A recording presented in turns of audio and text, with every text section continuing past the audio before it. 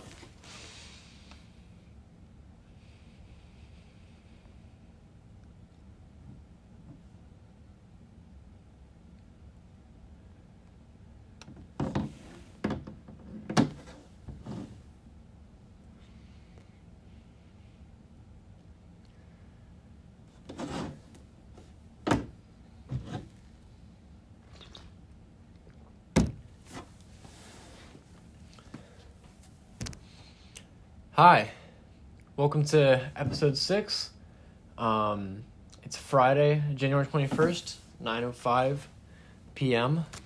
I've been home for a grand total of 30 minutes today, if not a little bit more. From the time that's from the time I woke up.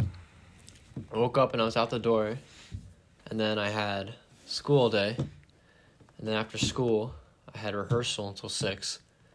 And after rehearsal, I went to, After rehearsal, I went to Sheetz for dinner. Max gave me his gift card, and I got to go to Sheetz for free for me. I got 3 hot dogs and mozzarella sticks. Are the hot dogs good? I've never had hot dogs. They're not good. What? There. And then after Sheetz, I barely had time to eat because I had a 30-minute window between my next rehearsal, which was for dance theater. I'm in dance theater. And then dance theater lasted until 9:30. Wait, is that right? No. 8:30. 8:30. And then I went home, grabbed my microphone, which is just a prop, and then I came back here to do this. That was one of my problems with doing dance theater when I was thinking about doing it, because I knew that combined with musical would be a lot. Yeah, and I don't like a lot. But I'll probably do it next year. I don't know.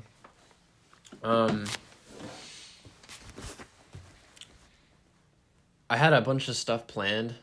See, this episode can go in a bunch of different directions because this is the first episode of the new year. This is also the first episode of the second semester. This is also the start of dance theater and musicals, like, starting to, like, actually get rolling. But I wanted to take this episode in a different direction because I feel like I had a bunch of stuff planned, and I'm like, my plan was to have this be a laid-back episode, and we just talk about who we are as people and, like, kind of reflect on where we want to be in the future. So, like, our careers we want to get to, like, our dreams that we want to aspire to do. And then on my way here, especially after this week where I haven't been home a lot, I was like, there's some stuff I want to talk about on this that I feel like I want to talk about. So I want to address this. So in episode 5, I think, was that the one Ansel was on? I think it was episode 5. No, that'd be episode last 6. It was episode. episode 4. So Episode 4. yeah. We said some things about Mr. Ramos that were critical towards his teaching style. And Mr. Ramos has been kind of cold towards me recently, like me personally. And Max sees some kind of, like, I don't know if you're drawing that conclusion, but he was weird. I don't really interact with him that often. I do a lot. But whenever I do, he seems the same. I'm not really sure exactly what we said because I don't really remember. But I didn't really mean anything harmful. Me neither. I just enjoy sharing my... Like, we talked about Mr. Mitchell, too. Yeah. I just think that... And Mr. Mitchell does watch this. Yeah. I just think there are certain characteristics that teachers have that I feel like should be addressed. And I just feel too lower in superiority to address it directly to them. Right. So I just talk about it with, like, on those classmates and stuff. Sure. So I was like, we said some stuff about him. If you're a regular viewer, you'll remember. And then I felt like some cold vibes coming from him because I thought he watched the episode. I don't know if something else I did or, like, what's going on. But after that, I did some reflecting, and I was like, what do I want this to be? Like, because I want this to be a spot where we can be very truthful and honest. Right. But at the same time, I don't want to offend people. Right. I agree. But I decided that this is the end of Malgam. I'm kidding. Oh, God. No. I decided that I want this to be a place where I can be very honest and use this as a... So here's the thing. I thought a lot also recently about creating art because when I'm a musician, I'm also... You mean art as in, like, painting and stuff? I mean art as in a in very general concept. Okay. So I'm a musician, so I make musical art. I've gotten into poetry recently, like writing poetry and also reading poetry. Yeah, poetry, creative writing, because Stella did a bunch of writing stuff and she showed me, and I was like, oh, this is cool.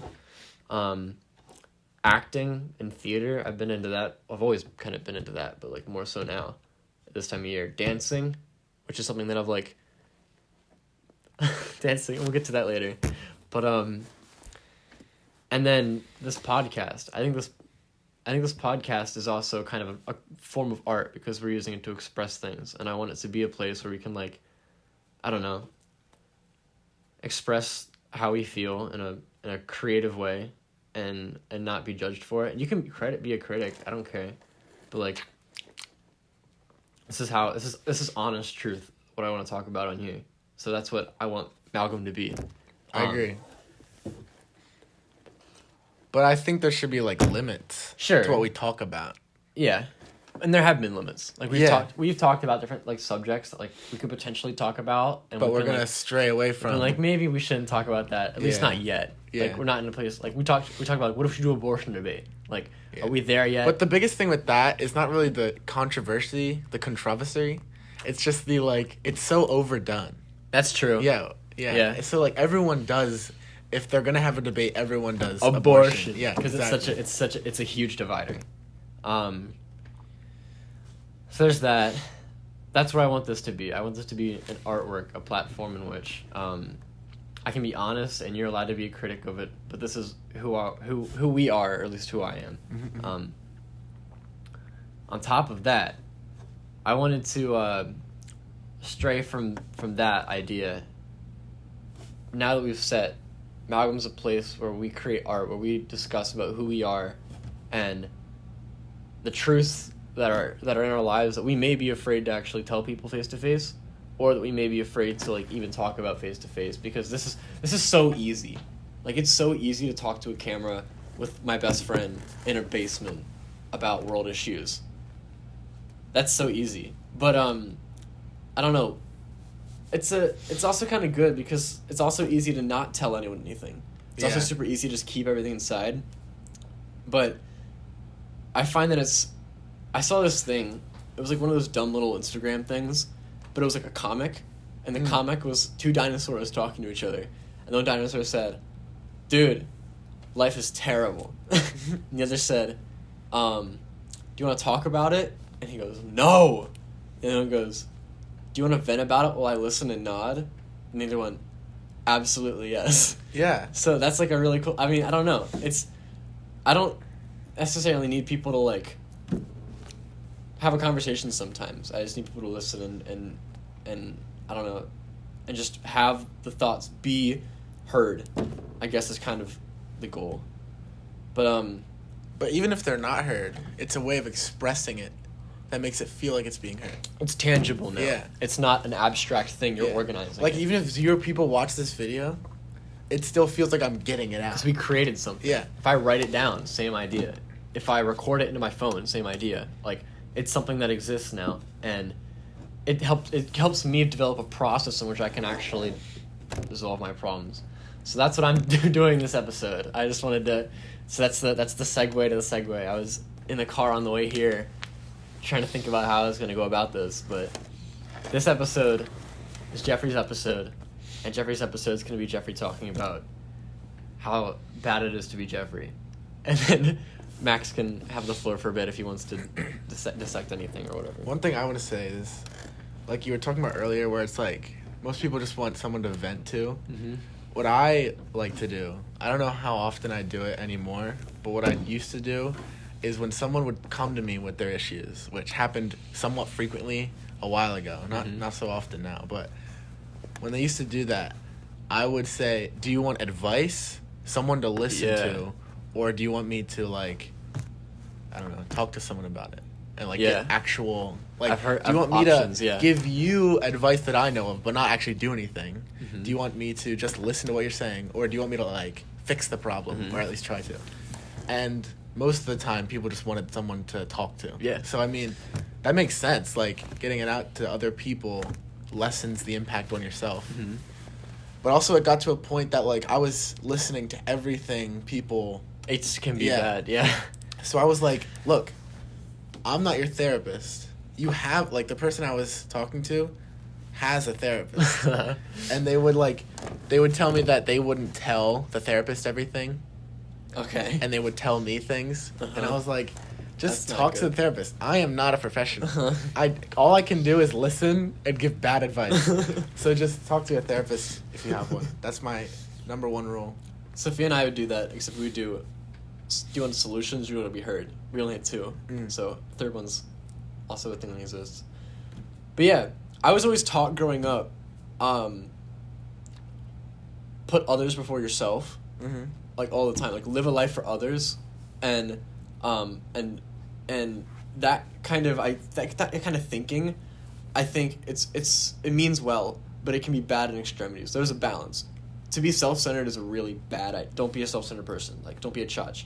But if you're constantly spreading yourself too thin, that's also super detrimental because then one, you can't be there for people when they need you because you're all over the place.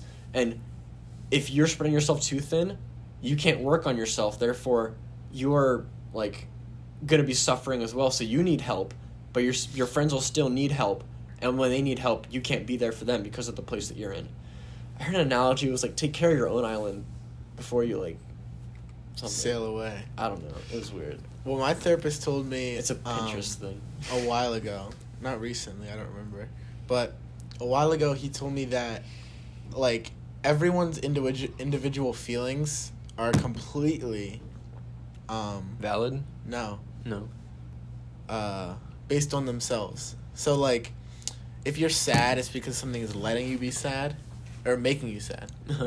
No, you're letting yourself be made sad by something, which at the time I was like, that sounds stupid. Mm-hmm. And now it sounds less stupid, but still not entirely true, I don't think. Because, like... You're letting... So it's yeah. like mindset based? Yeah. So, like, he was saying that, like, if someone does something that hurts your feelings, you're letting it get to you. Mm-hmm. And so that's, like, you letting it in. Like, if you built up walls or something, or you just thought, like, oh, they're just being stupid. If you value... Okay. Yeah. But here's the thing, like, if someone you really like dies... Like, you're gonna feel sad. Like, that's natural, and you shouldn't like. Get to you. you shouldn't Yeah, blame it that's a all good on point. yourself, and be like, I'm getting sad for no reason. I should just block it all out. Like, obviously, there's some things where like Moderation's key. yeah, if you can control your emotions, that's good, but also like you can't just not let yourself feel emotions. That's bad. Embrace the moment. Yeah, there's a heart on the bottom of the cup. I'm not going to it? show it because there's water inside, but there's a heart inside. All right. Mine says it's all good, and there's a blue peanut. A blue peanut, man. It's cold in here. It's pretty cold. Yeah. My mom had turned the heat down to 67 degrees because, like, apparently the electricity bill was really high or something. Mm-hmm. But whatever. I just wear a jacket. Also, the reason we couldn't film last week was because That blue thing. he has a defroster in the Yeah, back of his room. You take a picture of it. It's not a defroster. What was it called? It's a dehydrator or what is it? It takes the water out of something. Dehydrator machine. Yeah. A Tron. Air dehydrator. something. It makes a loud noise. That's run for 9 Very hours. loud. So Yeah. we weren't gonna shoot with it, competing with that. That's what it sounded. I'm gonna post this on the Instagram. I'm not gonna post it in the video. I don't feel like editing it. All right, now we're gonna get to the part where Jeffrey's life sucks. We're gonna go with chapter 1, which is called obligations. Actually, no, we're gonna back up. We're gonna go chapter 1, family. Chapter 0.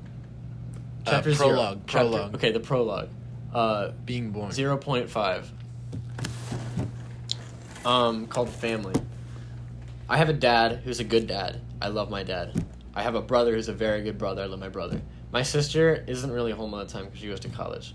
So I don't love her. I love her too. She's just more problematic. And my mom and I fight a lot because, I don't know, she's just a really weird person. And she raises me the same way she was raised, but she doesn't like the way that she was raised, which is really weird. Contradictory. Yeah. And I do love her. She's just hard to love. I'm gonna be Hey, honest. that makes sense. Yeah. I feel like a lot of people are like that. But also, here's the thing. Just because you were born from someone doesn't mean you have to love them. Yeah, Like, that's there true. are parents that abuse their kids, and their kids are like, oh, they still love me. Your parents do not love They you don't- if they yeah. abuse you. Yeah. Now, obviously, we're not talking about, like, abuse, per se. My mom does not here. abuse me. Yeah. But you don't have to feel obligated to Mm. love someone. I am very fortunate to have my mother. My mother's taught me a lot of great things. She just could be better. She just could be better.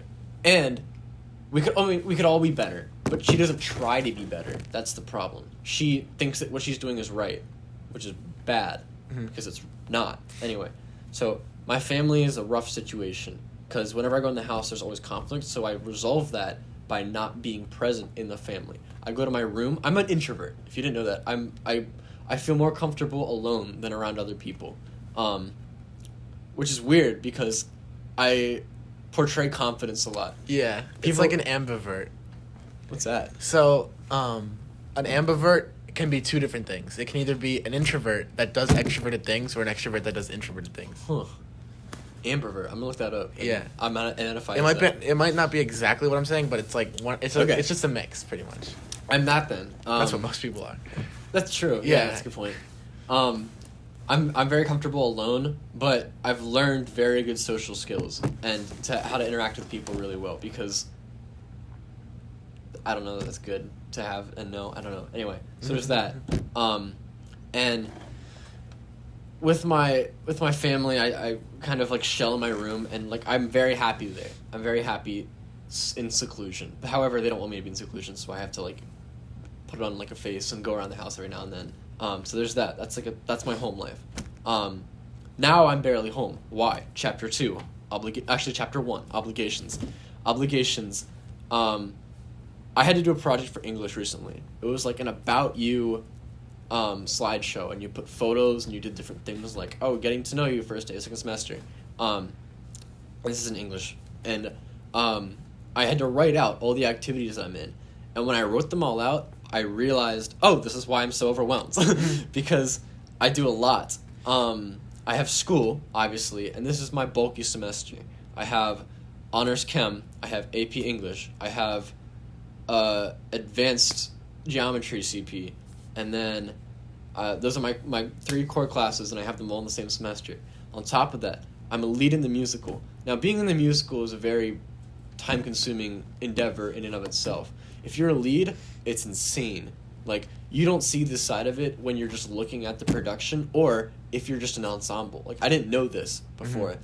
And I'm crazy impressed by the people who've been able to do it over time. Right. So I have that. I'm a lead in the musical, which is so many different, like, I have dances I need to memorize, I have songs I need to be able to do, and motions to the songs, and lines I need to memorize. Like, it's like a ton. I have jazz band. Did I tell you I'm the band lead? No. Oh, yeah. Yeah, so I'm a band lead in one of the jazz pieces, which means that I do a 30, 40-second solo. It's like a page and a half.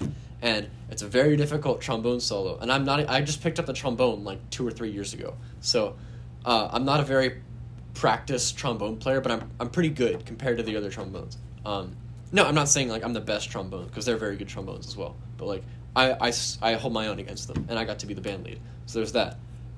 I also do choir and chamber choir, and I compete as a singer, which takes up way more time than you also think. So like I obviously do Hempfield Singers. I do not work on Hempfield Singers repertoire outside of Hempfield Singers. Yeah, neither do I. Okay, so just getting that out there. I'm in chamber choir. Chamber choir meets Tuesdays and Thursdays before school for an hour, right? Chamber choir, I do practice this stuff sometimes. Not very often, but sometimes. Yeah, same. I practice the musical stuff like all the time, mm-hmm. But like I don't practice chamber choir at all. Not at all. I do sometimes. However, as a competitive singer, I practice a lot. Like there's repertoire. So here's what's going on with singing. So I placed 5th at districts. I'm very proud of that. It means that I'm a really good singer.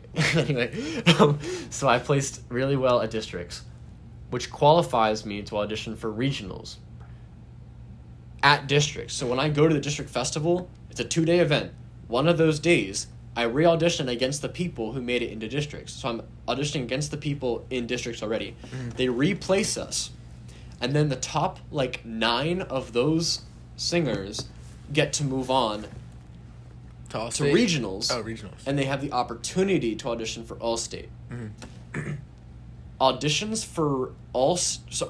for regional are at districts. Mm-hmm. Because you get the top 9, blah, blah, blah, blah. Auditions for All-State is a video submission, which is due 3 days after the district festival. If you're confused by that, I don't blame you. It's a lot. It doesn't make sense. Because you don't know if you're in regionals until when? Until districts. Like the day after or the same day? You learn the day you audition. You It's know the same repertoire. the regionals repertoire is the district set piece. Right. So like the set list for that is that. Mm-hmm. The all state is completely new set. It's like 6 completely different songs. So I have to learn and like perfect for auditions 13 songs for districts for which they could pick the audition excerpt for regionals, and then 6 other songs for all state that I have to audition against the regional finalists, and then perfect and get that done, and I have like a couple weeks. Yeah, and then if they don't put you in regionals, then you learn 6 songs for no reason. Yeah, I mean, well, obviously, like you could say, like, oh, this helps me become a better singer, so it's beneficial. But at the same time, like, you never performed it, so you're right. They should definitely give more time. Yeah, in my opinion. Yeah, I agree. There's definitely no. There's not a reason, because I was talking to Dr. Mudrick. Dr. Mudrick is who I take private lessons with. Dr. Mudrick is in cahoots with the person who runs like PMEA, like the president. He was talking to her, and she was like, "Dude, it's a train wreck." So it doesn't make sense, like, to anyone. Like, it's just a giant mess. Yeah. I mean, a lot of stuff is like that. Yeah. In school, especially.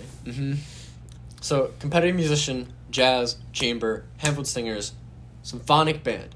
I'm also in symphonic band. I do practice those stuff. In symphonic band, we're doing the symphonic band set list, which I'm really good at. But on top of that, we're doing chamber group performances, which is like a smaller sect of symphonic band. And you're in a group of like 5 musicians. And there's repertoire for that, and you have a chamber concert for that. So there's that too. And then dance theater. I just got back from dance theater, and I almost cried in the car. Dance theater is the worst. No. Dance itself, as an idea, is a concept that I love.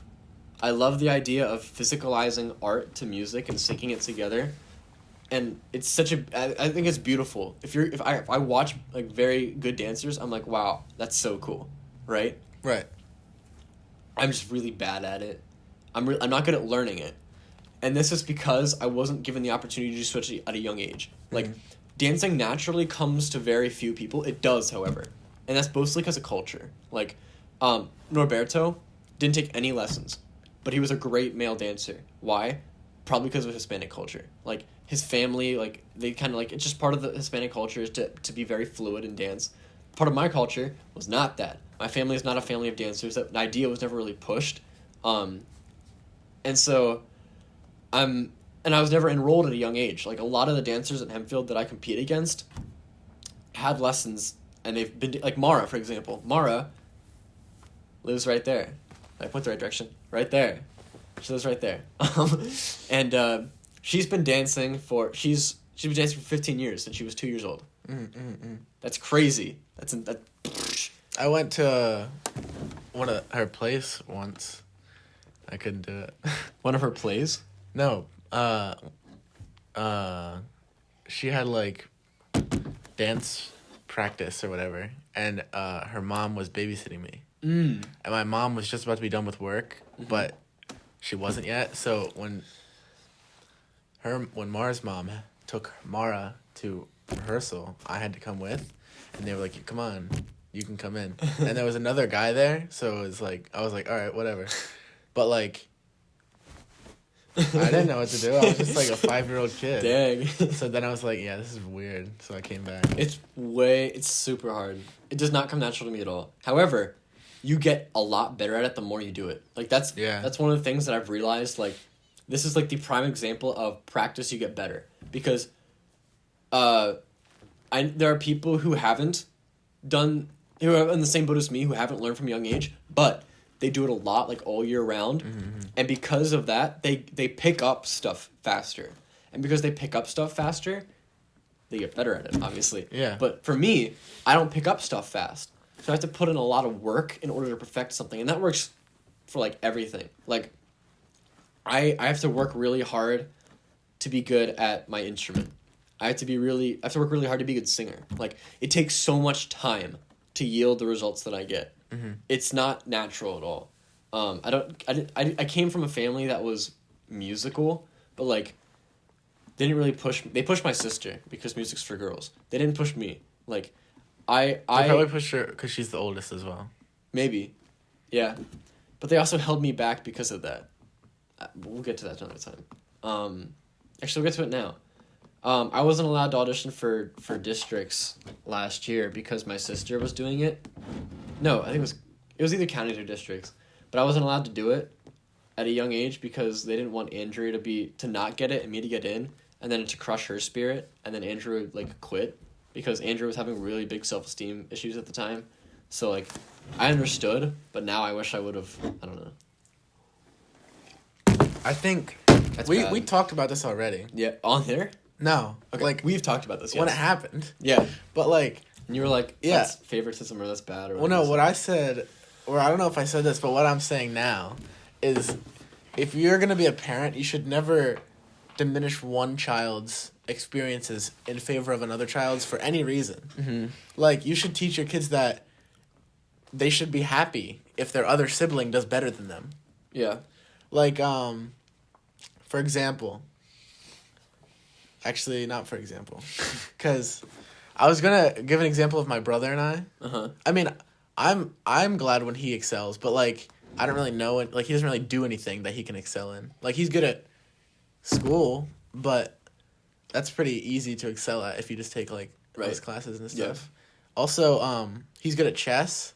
Mm-hmm. But he was on the chess team at high school, but he was like the fourth best. Mm-hmm. So he still wasn't like excelling or anything. But one thing that I can think of is that he got tested for the gifted thing in 5th grade. Mm-hmm. And I got tested in 3rd grade. And he didn't get in, and I did. Mm-hmm. So he was like, well, you know, no, that wasn't what happened. It was just like, I always talked about that because it was the one thing I had over him. Mm-hmm. But now that I look back, I'm like, that was kind of cringe. Yeah. You know? Like I know what gifted is now, and it's not, like, it really should not be a limited thing. Mm-hmm. I think everyone should get the opportunities that I have, even though I don't really enjoy most of the opportunities I get. Like, NFL players, like, don't care. What? Yeah, you can, like, talk to a retired NFL player. Okay. And, like, I don't know what that has to do with gifted, but it's one of the opportunities. My brother, I love my brother recently. Like, I mean, so as I mature, I've grown to love him way more than I did. Mm-hmm. When he was in middle school, he was the most annoying person in the world. And that's, like, expected. Like, you can relate to your brother a lot more when he becomes more complicated and he becomes, like, an actual person rather than when he's, like, a little middle schooler. When he's an NPC. When he's laughing at fart jokes and Pokemon and all that stuff. But, like, I really like my brother now. However, he has always pit himself against me. Mm-hmm. Well, not against me, but he pits himself to the standard to the standards that I do, yeah. Which is bad because, I don't know, we're different people. Like, we excel at different things, but he's, like, interested in things that I do because he sees the stuff that I do, and he's like, oh, that's cool, and I want to do that. Yeah. And he's like, he has fun doing this, I'm going to too. However, it doesn't always work out in the same way because either he won't put in the work that I do, or he just doesn't click with him the same way it clicks with me. So he's talked to me, like, in a serious conversation before. He's been like, I feel like I'm always living in your shadow. Oh, it was Megan. When Megan was talking, I feel like it was at the banquet or something, and she was talking about how Megan is our drum major and also the band president. Megan Wolf, she's a phenomenal human being. And her older brother is an amazing saxophone player. He's, like, first chair at Westchester, but he's, like, really good. And I want to be like Joe. Anyway, but Megan was talking about at the banquet, because she's drum major, she gives a speech. And her speech, she was talking about how, hey, I always felt like I was living in Joe's shadow all the time. And I hope that this is, like, the kind of success that I've always wanted. And that was, like, her point that she was kind of making. Mm-hmm. And Mark, afterwards, he was like, I feel the same way. I feel like I'm always living in your shadow. And I want to achieve something I feel like I'm satisfied by that you haven't done. And I'm like, that's a great goal to have. Like, I want you to achieve something that you're proud of, too. Mm-hmm. But at the same time, we're going to take that idea, transition it over to Jeffrey. Because Jeffrey feels the exact same way. Because we talked about success in English in a Socratic seminar. A Socratic seminar is a fancy word for a class discussion. Yeah. You just sit in it's instead of the teacher talking, the kids just talk. You give it a prompt and you just talk about it. It's very easy to. It's very easy to get points. Yeah. It's also, I feel like it's where like the best learning comes from. Like it's such a basic idea. Yeah, I enjoy it. But like it's so basic. And teachers do so much difficult work that they're like, oh, this will help them learn, and it doesn't help them learn. But like Socratic seminar is just talking about a subject amongst students without like so much like you need to do this. Let me say something. Yeah, it's so good. I only read the first and second chapters of the 9-chapter book we were supposed to read over the summer. And through the Socratic seminar, I learned the entire book. Yeah, see? I did not have to read it. And I did the essay today, and I felt completely fine.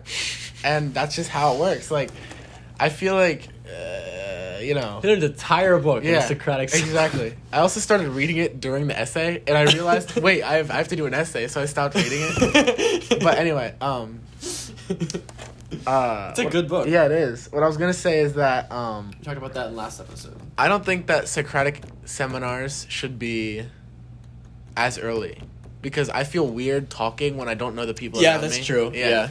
I mean, mine was fine because a lot of the kids in my class know each other. Yeah, but that's a good point. I mean, I knew them. Like I knew who they were, but I didn't know them. In the same breath, though, it helps you get to know people.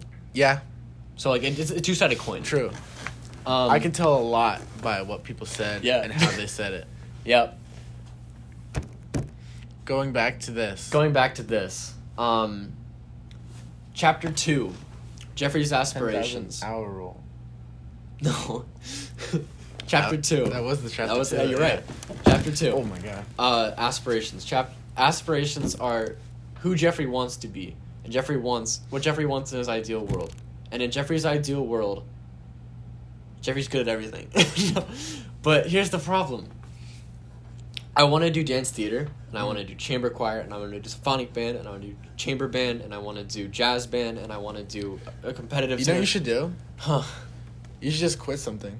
Yeah, I should. Have you ever quit something before?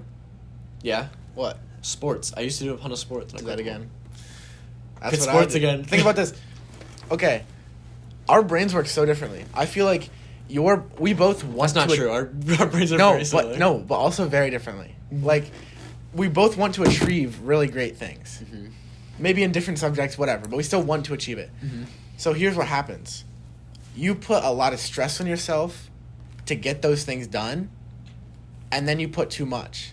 What I do is I put some stress on myself, and if it ever feels like too much, I quit immediately. Seriously. Last year I did musical, and I tried doing musical and one other thing, which was indoor percussion, and I quit indoor percussion after 1 month because I felt like I didn't have enough time. Mm-hmm. But the point, what I'm trying to say is that I also don't need time. Mm-hmm. Like, the time that I was not having was time for recreation. Mm-hmm. Because I feel like I need recreation, and so does everyone. Yeah. So if you don't have recreation, you should quit something. That's my point. Here's my thing. I want to maximize my time. Because not possible. I mean, you're right, but like in the same breath. Yeah, there's no You're always gonna be like, oh, there's more time. So there's no there's no such thing. There's no such thing as wasting time. Did you know that? Yeah. And there's no such thing as time flying away. Yep. Time always travels the same speed, except when you're closer to the sun. The law of diminishing returns. I still don't know what that is. Okay, so I'll explain it for you. Okay. For them too. The law of diminishing returns, in an economic sense, is if I'm an employer and I hire 2 people at Dunkin' Donuts. We both work at Dunkin' Donuts now. Max has a job at Dunkin' Donuts now, and we work together. I am an employer at Dunkin' Donuts, and I hired Jeffrey and Max to sell donuts, right? I mean, to work the shop. Got it. Not enough people to run the shop. And I'm paying them both $10 an hour. We need Giovanni. So we buy... Well, I don't buy. We hire more. We hire more people. So now we have Jeffrey, Max, Giovanni, and 3 other people. We have 6 people running Dunkin' Donuts. Okay. Yeah. I have to pay all those people.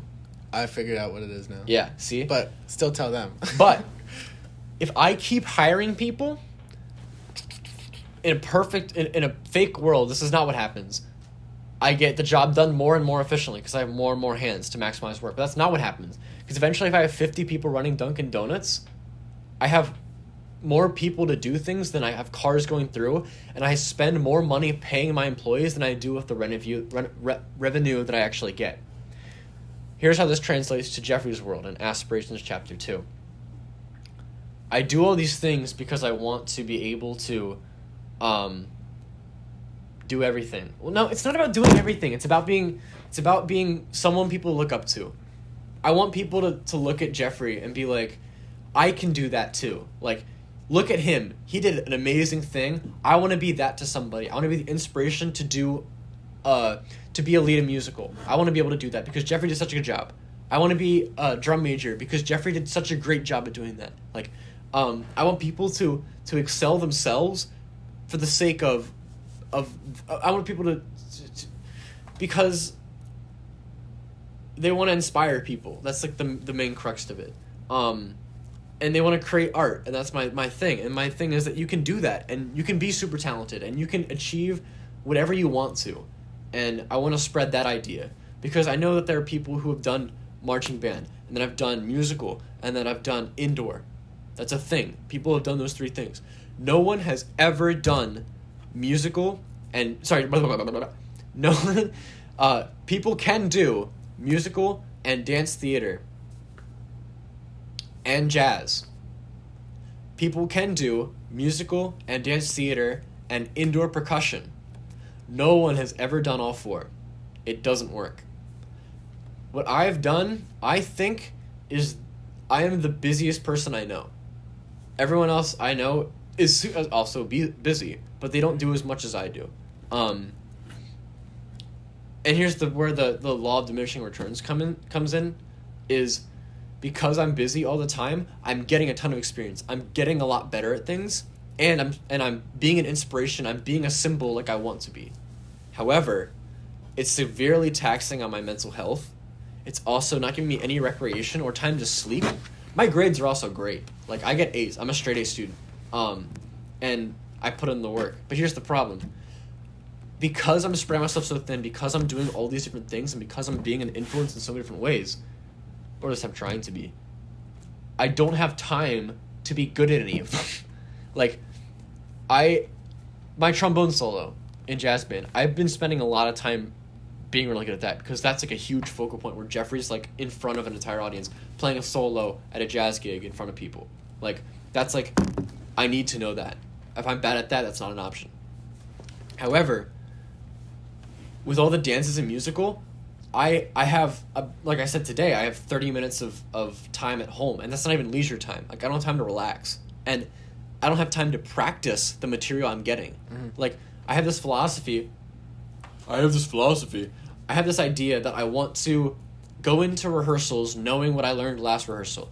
I don't want to rehearse in rehearsals because that's where I learn new content. It's not where I perfect old content, right? Our director for musical has this idea of like always moving on and always catching up. Always moving on, not playing catch up. So at rehearsals, you know what you did last rehearsal because you worked on it. That way you can come in and learn new stuff, and we can always be progressing towards the end goal, and not constantly like going backwards. That's it. Never going backwards. Anyway, I struggle with that so much because I don't have time to practice. I can't perfect the dances because the only time I have is during the rehearsals. Like, I don't have music flex, and during that time I'm sleeping because I'm getting 5 or 6 hours of sleep a night. So and that's because of homework and stuff. So like, I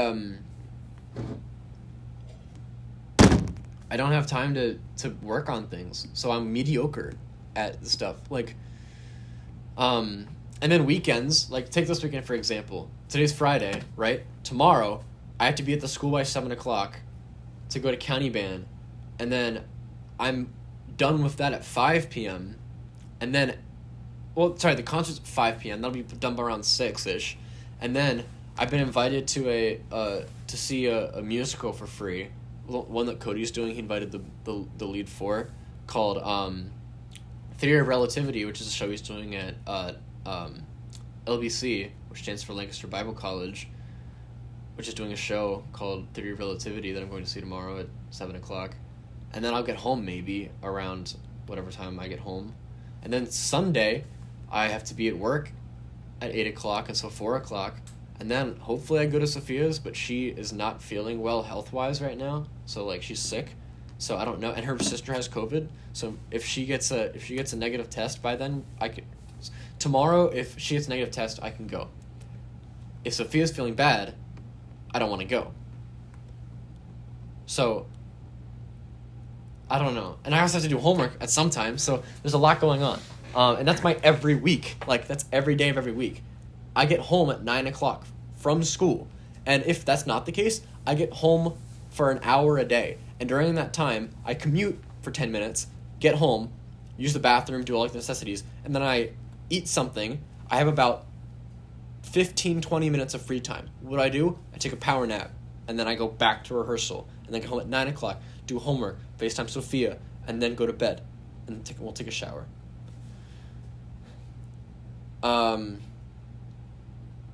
And this all stems from the idea that I used to have that I don't really have anymore, but it's still like a phantom influence.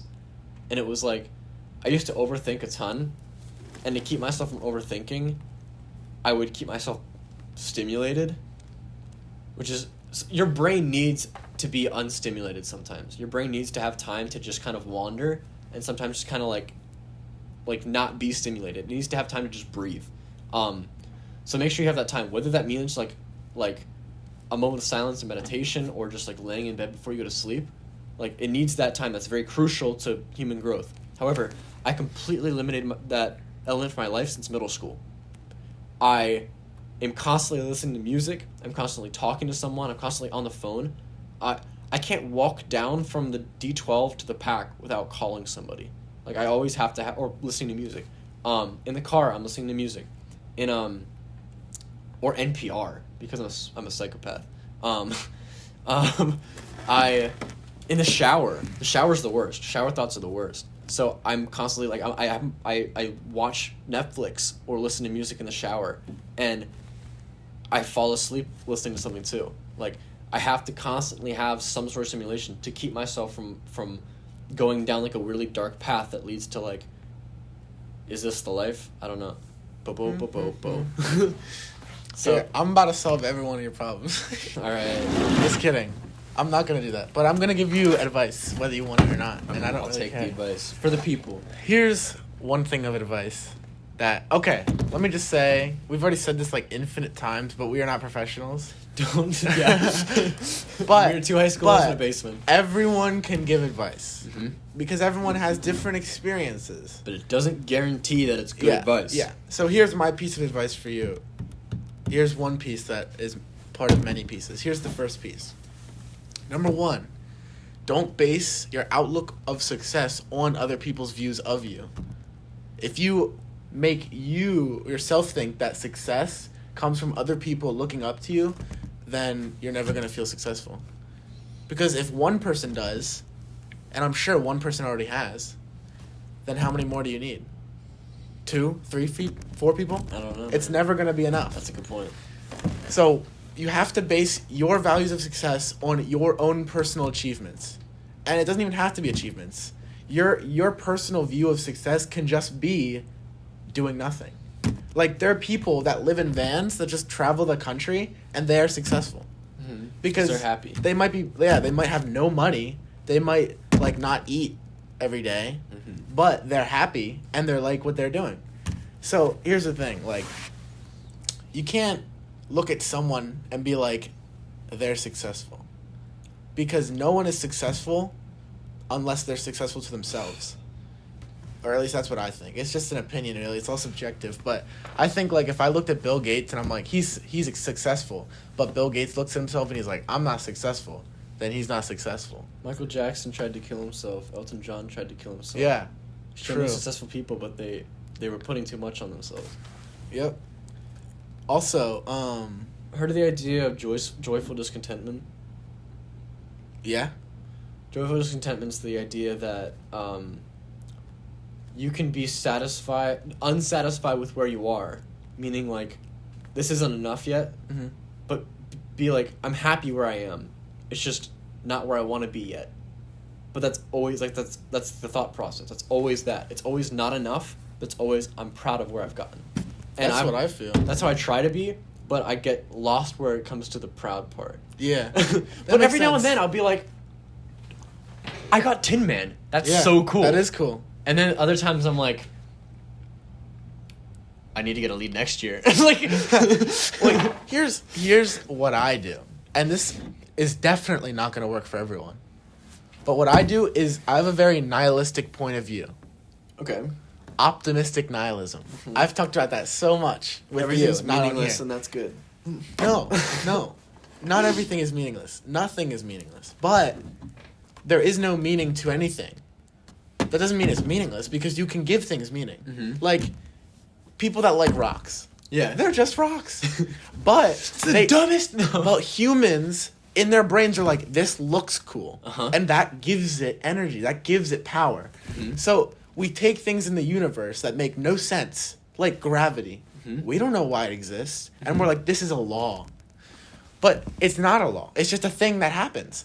But if we give it power, if we give it that nameship or whatever, then it has the power then. You're listening to a bunch of sounds Yeah. right now. Through radio waves that are captured on a SD card in a camera that is recording light. It's not recording video.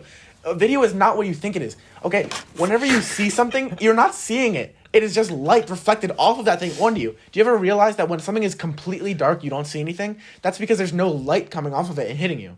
Okay? Mm-hmm. Also, vampires would die in the dark because the moonlight is just reflected sunlight. And if they're allergic to sunlight, they would die anyway. Allergic. That's what it is. It's allergic. Yeah. Anaphylactic shock. EpiPen. Anyway, yeah, I just think being successful doesn't really matter because Well, it does matter. no, It's just, you don't have to be successful to be happy.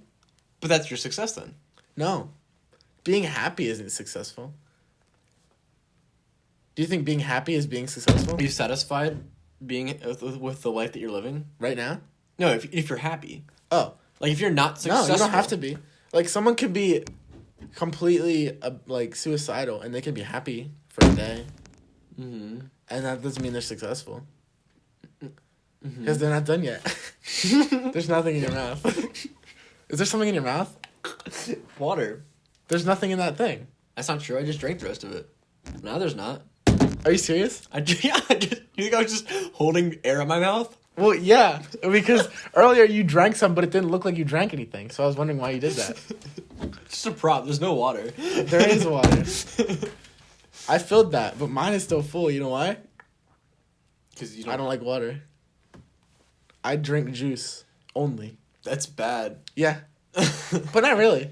Like, juice is good for you. So my family has this tradition that every 10-year-old birthday party. Oh, yeah. Yeah. Yeah, I know about this. He knows about all my... I've told him... You don't. We've been friends for, what, like 3 or 4 years? Yeah.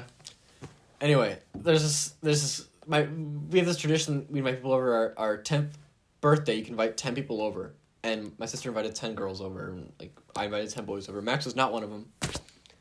But my brother's one, I wasn't a part of, right? Because I just kind of was there, and I didn't really... I wasn't really present. They watched the Lego movie. It's whatever. I love that movie. I was upstairs preparing food because I was helping out with hosting people and all that. And this kid comes up in the middle of the movie. His name is Jacob, and he comes up the steps. Little baby, little boy, has those sports glasses that cling to your face. And he comes up and he goes, "I'm thirsty. Do you guys have juice? Because we had juice earlier. Mm-hmm.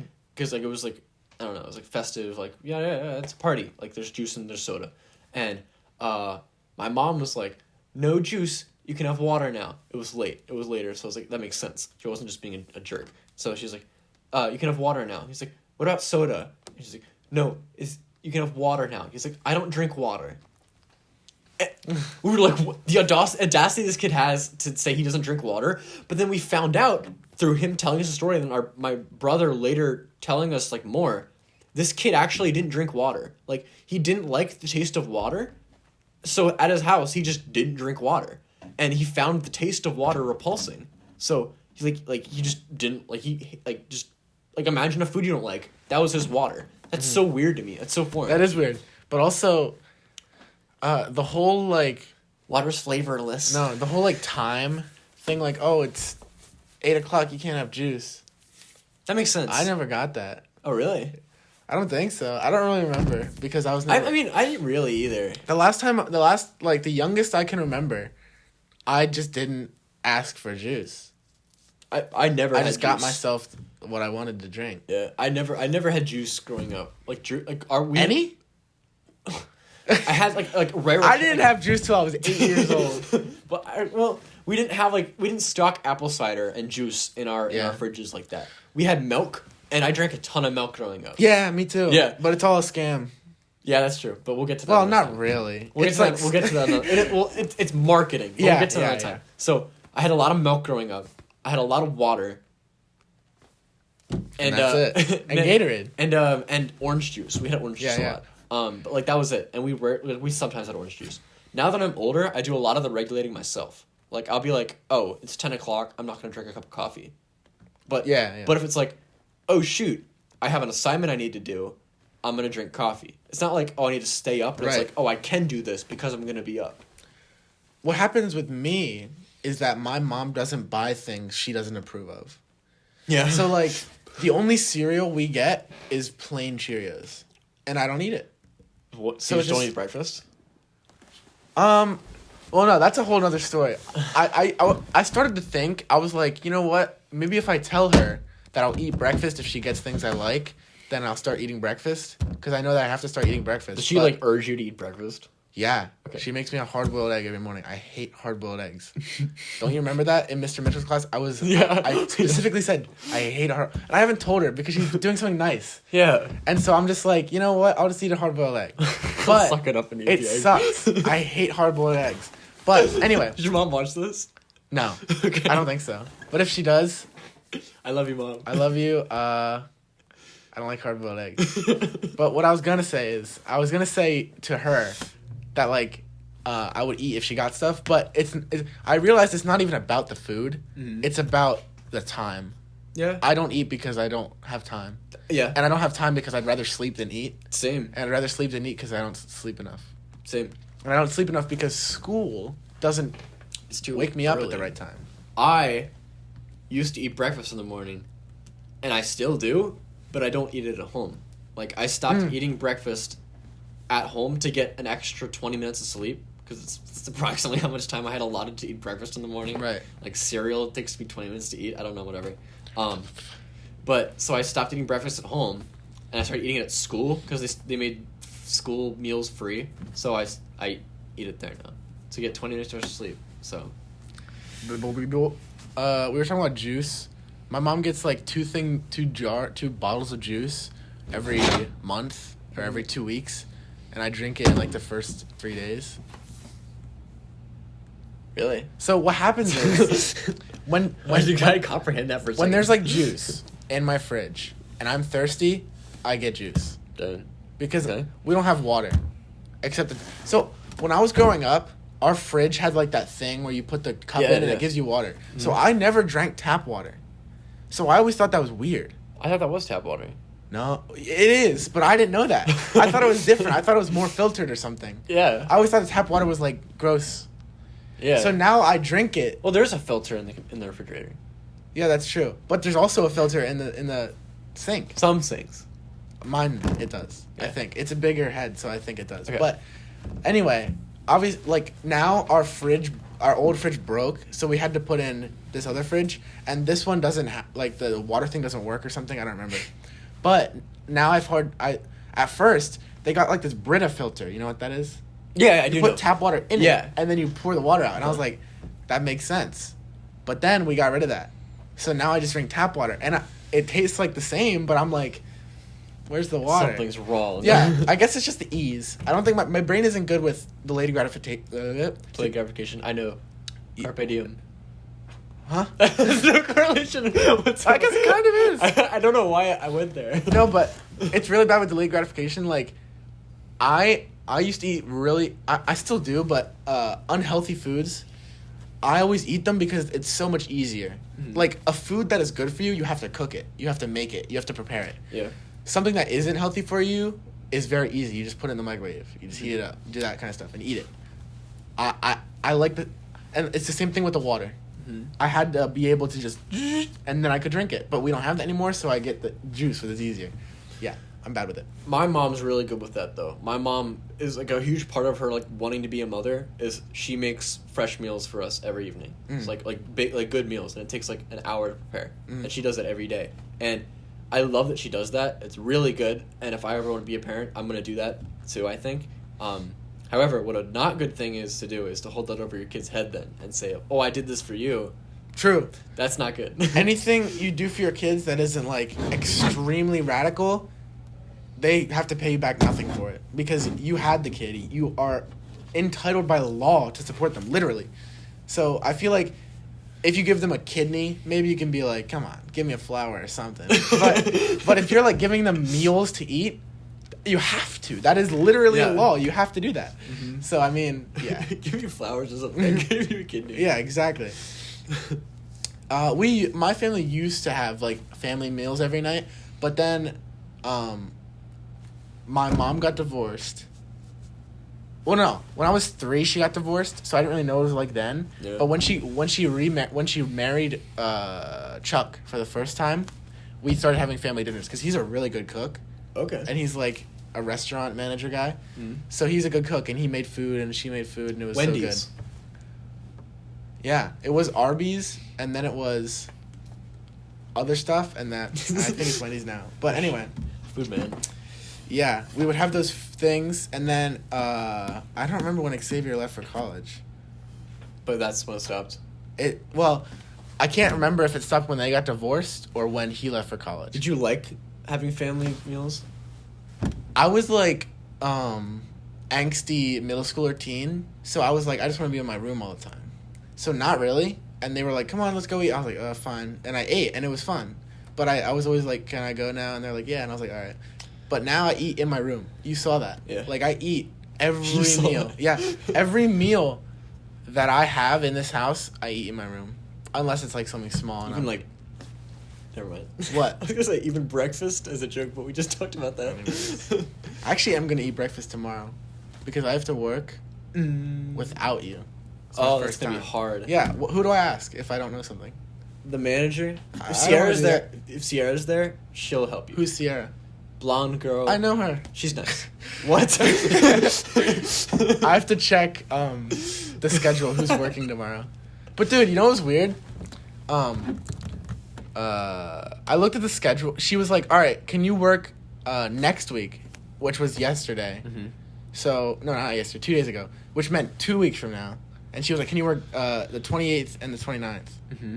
And I was like, "Let me check." And I was like, "Yeah." And she was like, "All right, cool. You'll work 6 to 2 those days, right?" Yeah. And then she never told me about this week. So I was like, am I not working this week? So I asked, and she was like, yeah, you're working this week. So, like, how was I supposed to know if I didn't ask? Was I just supposed to ask? I don't know. Well, I'm working. It doesn't really matter now. Yeah, it doesn't. You work with Giovanni and Sierra. Sierra leaves at That's 12, it? though. Well, no, there's more. Just like the people. Yeah, that- I looked, and there was a lot of people. Huh. Like, the day I worked Maybe with Saturday's you, busy. there wasn't that many people. Yeah. Okay.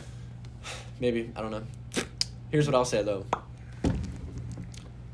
I was going to go on a tangent talking about people who I really look up to and people I really love. And I was going to talk about Mr. Ramos more. And I was going to talk about Noah Felty. And I was going to talk about... Joe Wolf. Not Joe Wolf. I was going to talk about...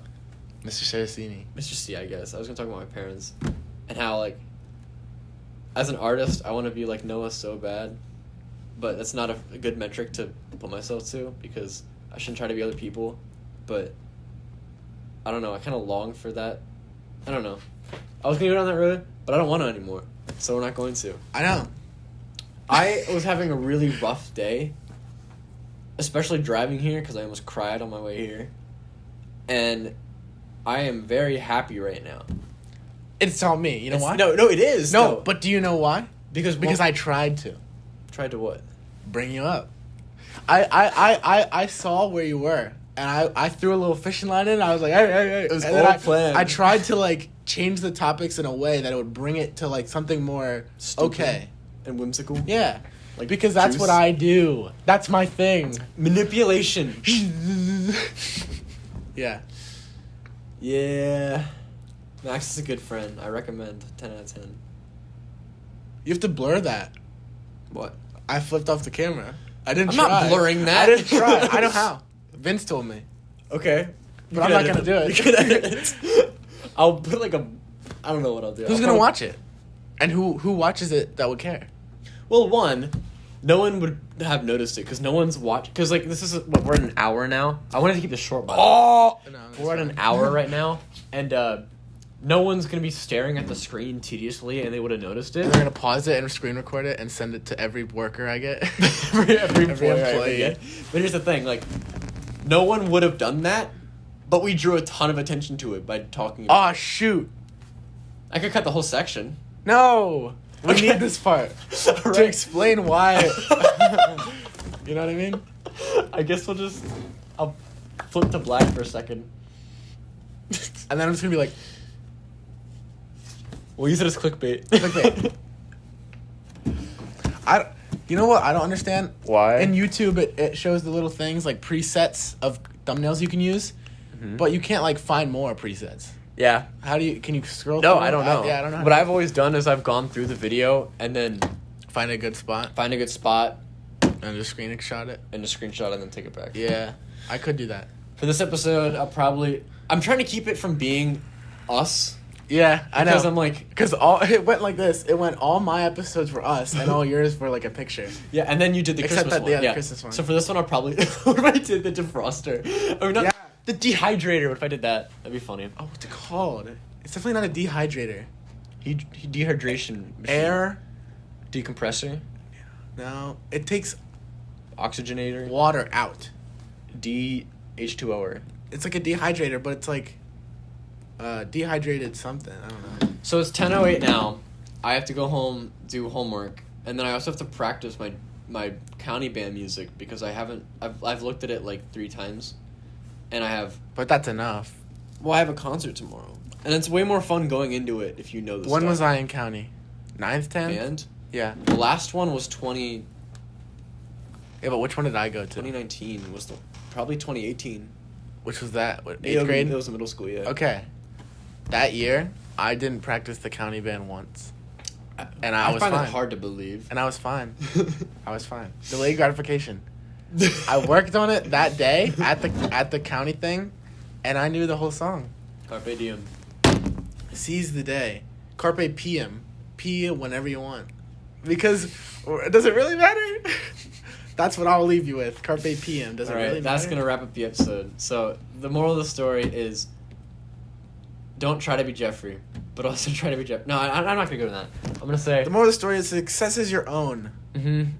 And Malgam's a place where we can talk about who we are. And I love you, Mr. Ramos, if you're watching. There's a lot going on in Jeffrey's life right now, so if I ever give you a cold shoulder, there's a lot going on. You are a good teacher. However, you are not a good educator. That is just my view. I really like you. Is he even watching? I don't know. If you're not watching, This is- just ignore this. But if you're watching this, Mr. Ramos, I like you. You're cool. You're really chill. But that's it. Just re-listen to the other stuff that I said before, and that's the comments. But I like you still. In a more broad thing, to people who I have interactions with, and you feel like I'm treating you coldly, it's because I have a lot going on. And I'm using this platform to be like, guys, please cut me some slack. Yeah. Because I need someone to cut me some slack, or I'm gonna die. I've cut every single slack. Did you know that? Except for Huh? School and Musical. Me? Yeah. No, I meant I cut you slack, right? Oh yeah. Yeah. I don't... Well, we cut each other slack. Yeah. Like, whenever I was We don't cause problems for each other. That's my Yeah. favorite thing. Yeah. Because here's the thing. I realize the people that I have interactions with, and almost everything I do causes conflict. Because that's just the way that relationships kind of work. Which is why I like being in my room so much. Like, music creates a conflict. not like directly, but it's like a conflict of like time and having to work on stuff, and that's True. like I have to put effort into that. My family creates conflict because they create arguments, and I have to put effort into that. My girlfriend creates conflicts, and I have to like put effort into that as well. Max doesn't. Max is a great friend. He's a very chill person because we don't create our relationship. We don't create problems for each other. It's all about nihilism. That's again, if I cared about things, there would be conflict here. If I cared. But I don't care about you. No. Like, think about this. I used to care that you were a Christian, and that made conflict. Mm-hmm. But now I don't care because it doesn't matter. It doesn't show its head as much as it used to. Like, I used to be very public about it. Yeah. And I realized if you're being public about groups you identify with, You are subject to their you're subject to controversy. their pre whatever to what that group is. True. So if I'm public, like, hey, I'm a Democrat, people are gonna be like, oh, You apply. this to is the what I Democrat- think a Democrat yeah, is. yeah. This is what you subscribe to a majority of these things, which is why I don't identify with a lot of groups anymore, because I don't want people to have that pre whatever. Make your own group. Jeffries, be a Jeffrey. Jeffries Yeah. are people who are like me. And Maxes are people who are like me. Did you know if you're 1 in a million, there are 7,000 people just like you in the world? Find them all. Yeah, find them all, make an army, and take over the planet. all the unorganized people. If I found 7,000 people exactly like me, I don't know. I was gonna say something like we could take over the world, but we definitely couldn't. So I don't know. we just vibe. Wait, if you get your 7,000, we get my 7,000. We combine them, and each one has a partner. Super podcast. We call it. The podcast verse. Wait, we could have a real Malgadroid army. The Malgaverse. The Malgaverse. We have so much content. Ah! All right, this is where I'll wrap it up. Yeah, we gotta wrap it up. I got stuff I gotta do. I wanted this episode to be short, but it's not. So if you got here, thanks. And if you didn't, You're not a valued. you should unsubscribe. I understand. You have your own life, and that's fine too. But if you did, I'm grateful. I was thinking about getting a hunter license thing for my debit card, That'd be cool. but I couldn't find one. That'd be cool. Anyway, back to you. That'll wrap it up. It's currently 9:03. 10:13. Back to you, Donald. We'll see you guys next time. In the next video. Wait, who says that? I'll see you I guys feel like it's a Minecraft. in the next video. It's like an old Minecraft guy. It might have been Markiplier. No, not Mark. Because I know that, and I haven't watched Markiplier. It's not. Hello, everybody. It's Welcome not. back. Hello, everybody. Welcome back to another Minecraft YouTube video. Who says Hey, it's Stumpy. Who's that? Oh, I didn't watch him. I didn't either. All right, guys. See ya.